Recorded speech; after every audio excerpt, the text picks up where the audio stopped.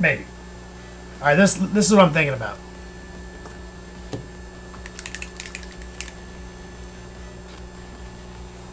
That's transparent blue. So that's like super blue, okay?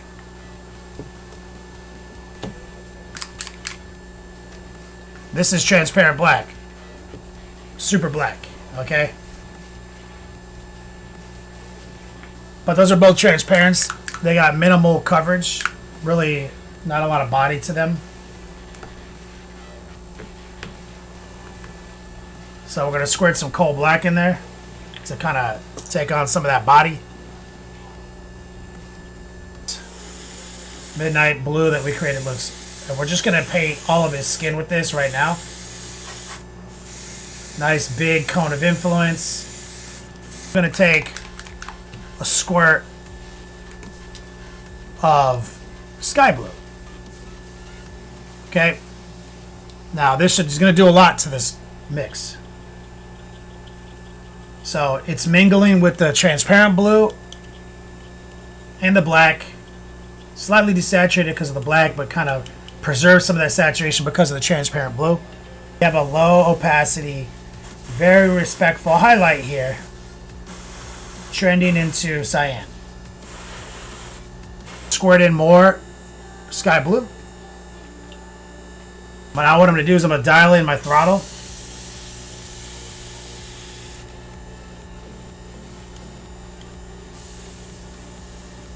And just really throttle that PSI.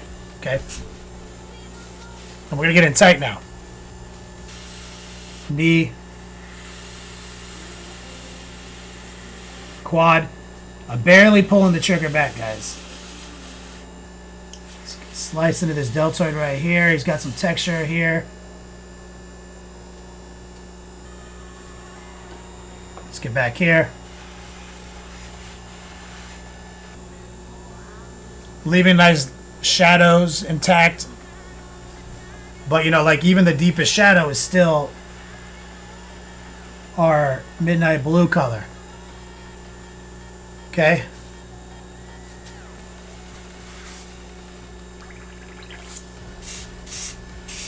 Our mix is basically water right now.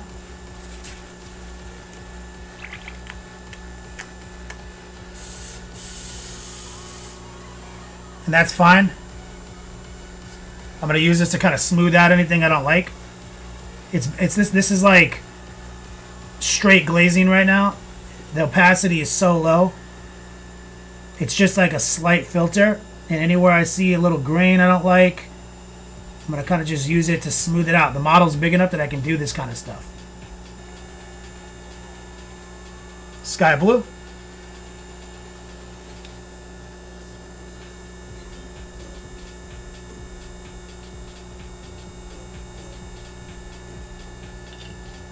So this should be brighter because now there's almost no black and almost no transparent blue in here.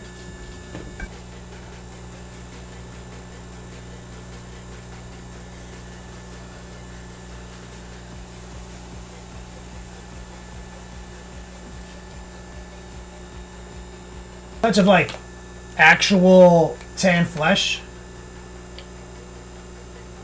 in the pot. So we're going to go brighter, but we're going to start changing the makeup here. And what I want to do is focus mainly on that belly.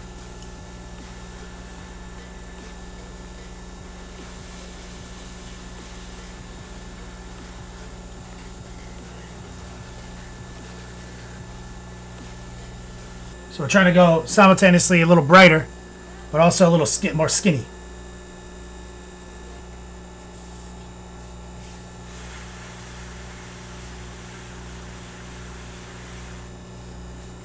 That got away from me.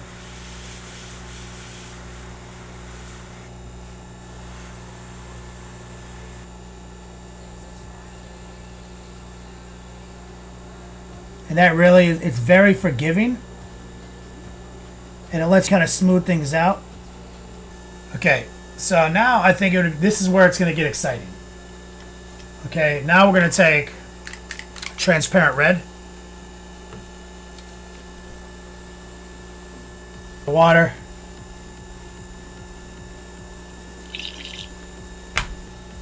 Okay, so this is an exciting color. I love this, and this is where we're going to start playing with things. Remember I was saying we're going to mess with stuff? So I'm going to start shooting some of this down here in the connection between his feet and his calf. And we're going to start purpling that up. You see that? This is like 1% opaque transparent red.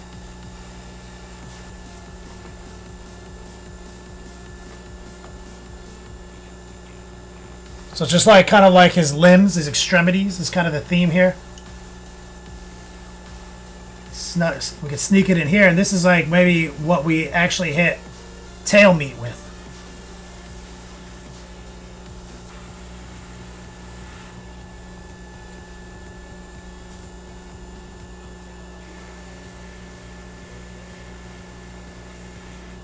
We're going to let it creep into his obliques.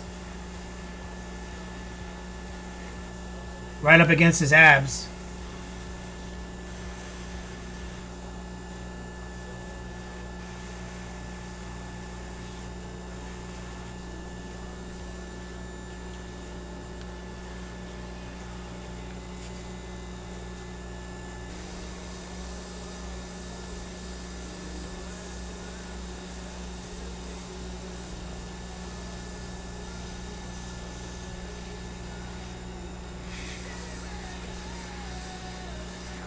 So we're trying to sneak in between muscles. Okay. With really low opacity. Kissing. We're basically airbrushing abs on this fucking guy. 300 style.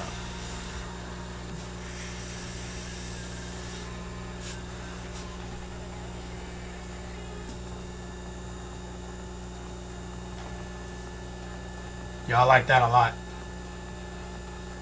Okay, I'm going to dump the pot.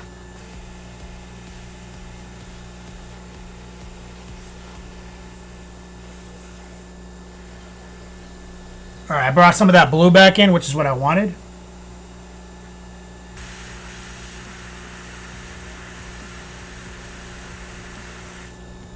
Lost control, but you'll notice that I was in the correct angle. And so it'll ride.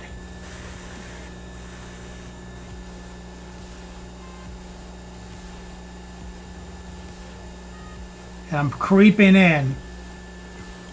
This is like the smallest amount of transparent red.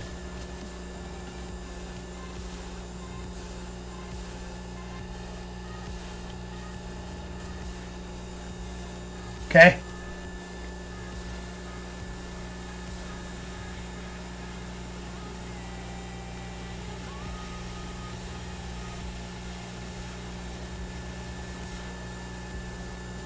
And now we're letting that like magenta freak flag fly.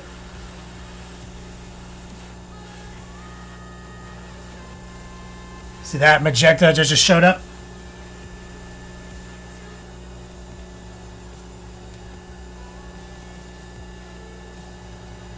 Y'all like that? Let me see if I can get inside this slice right here.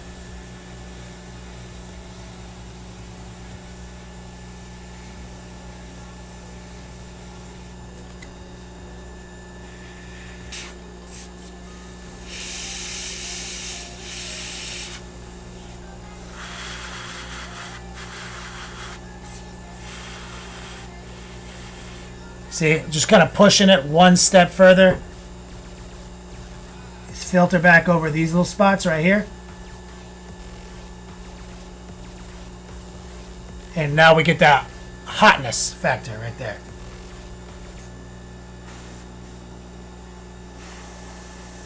A little more right there. A little more right there.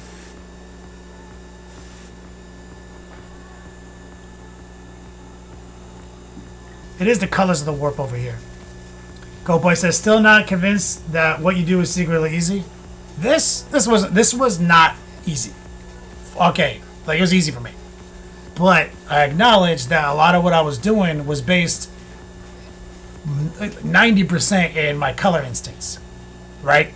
My knowledge of how the colors are going to interact.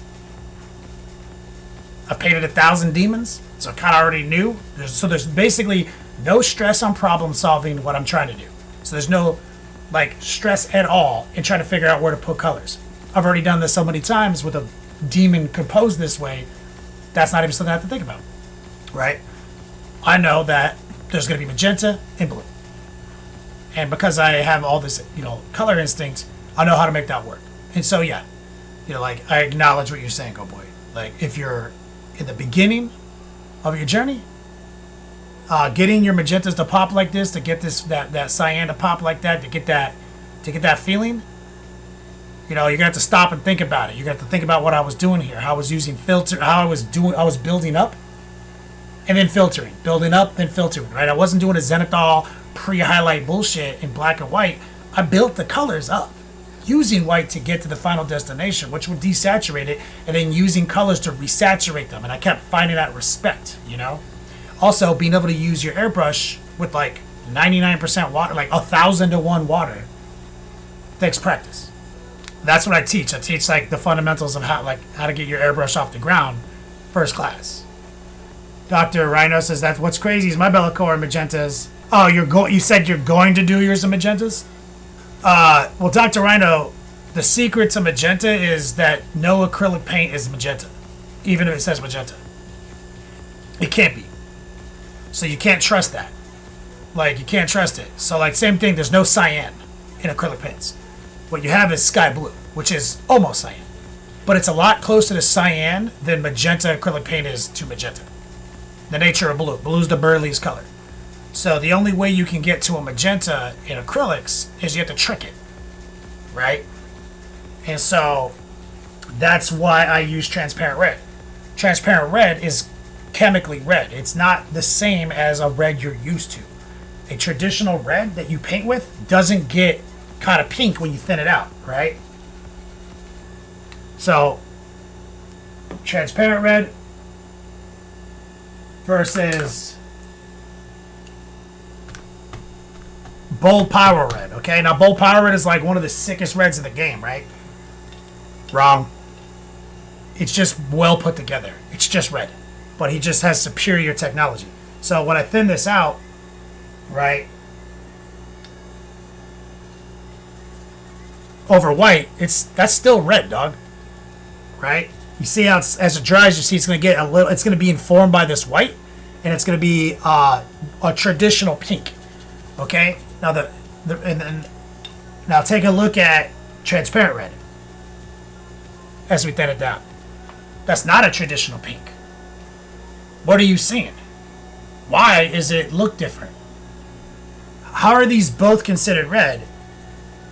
And they look red when they're opaque, but once we start lowering the opacity of transparent red and it's informed by white, you can see it for what it is.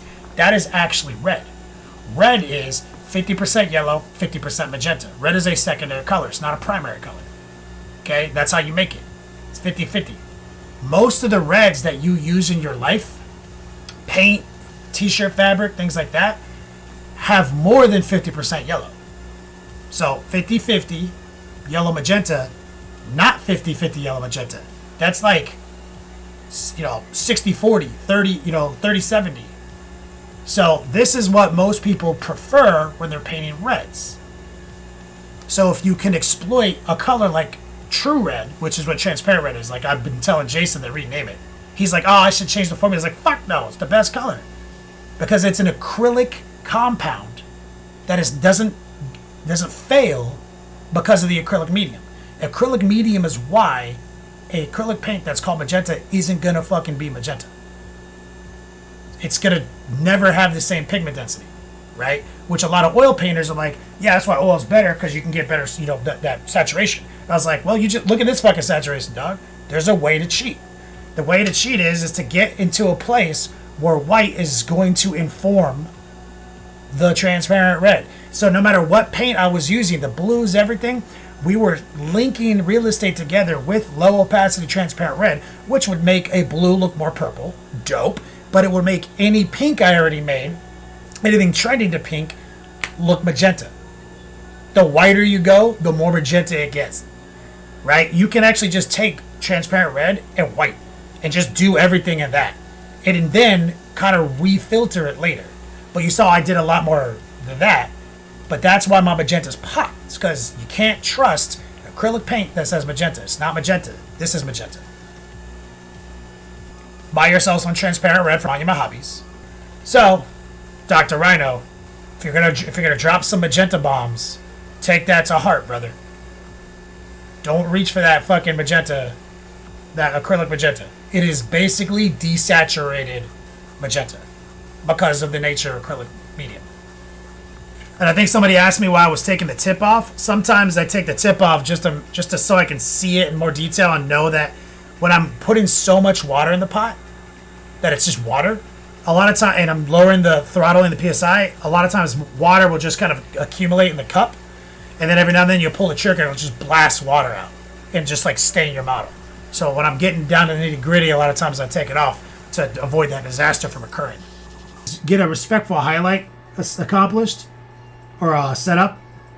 So probably something right around here. Just using my eyes to see it. And what we want is, reasonable opacity, like probably mid-range opacity, but you'll want to keep the brush pretty dry. And what we want to do is carve in some hard edges. Okay, and I feel like this will probably be just fine. We're going to slide into the heart pull, use the tip of our brush, and we're going to just try to establish a clean line on the top of this ab, but under the shadow.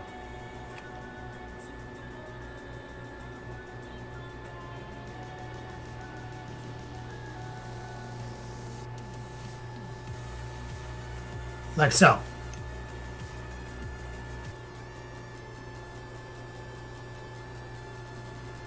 Right there. Kind of fattening the lines up, but with a more respectful color combination. Very tip of your brush. Stop. Reload. If it's the second it's not transferring, fight the urge to kind of push hard and just stop and reload the brush. Have to battle on your palette, not on the model. High opacity, low moisture. Anytime the architecture of the intended highlight zone exists, like there's actually a shelf there, you don't actually have to paint. You just trace it. Something like that.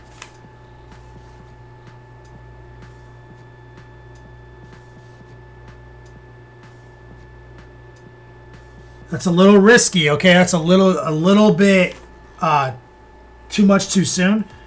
So I'll make the adjustment and kind of knock it down. Maybe a little bit of moisture. Maybe I'll just lower the opacity a little bit too.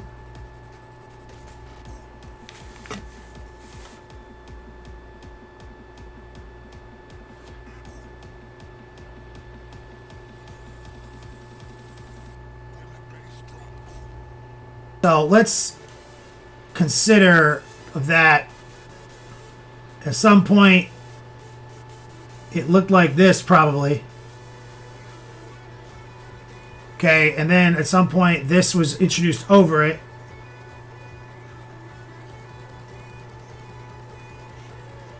Okay, and from there we probably have what we need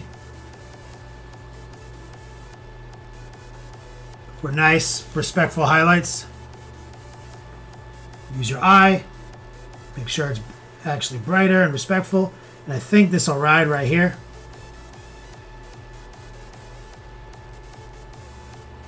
Heart pull.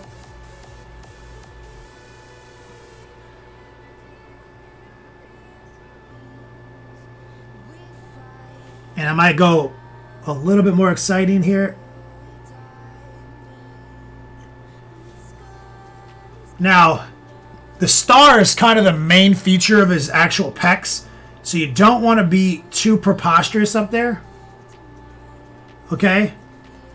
If you get too wily up there, it'll kind of start tronifying his chest and make you look in too many directions.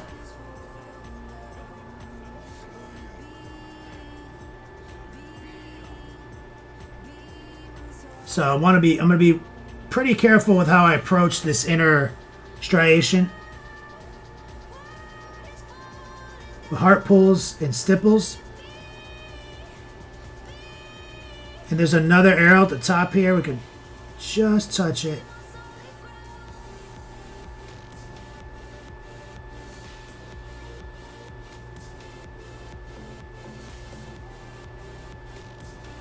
See, we're just trying to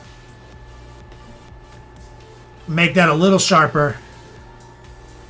Now, if at all possible, if you could take some straight opaque white Rottweiler.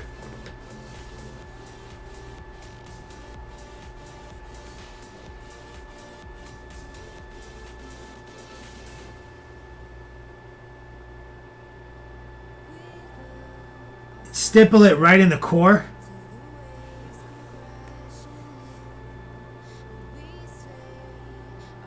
And here's some transparent red.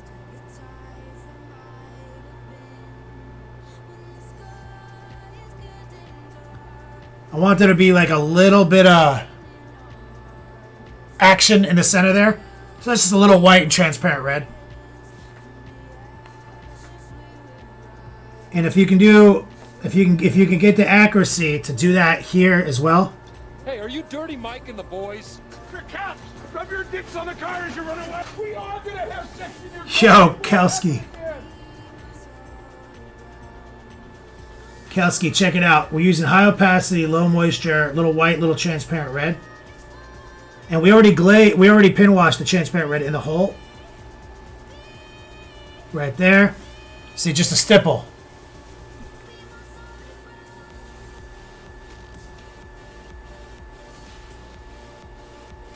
Right there.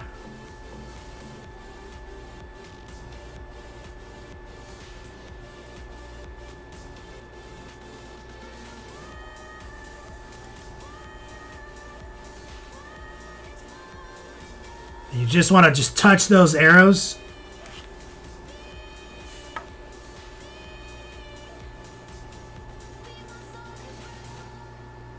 That one's kind of tricky. That angle is hard to get to.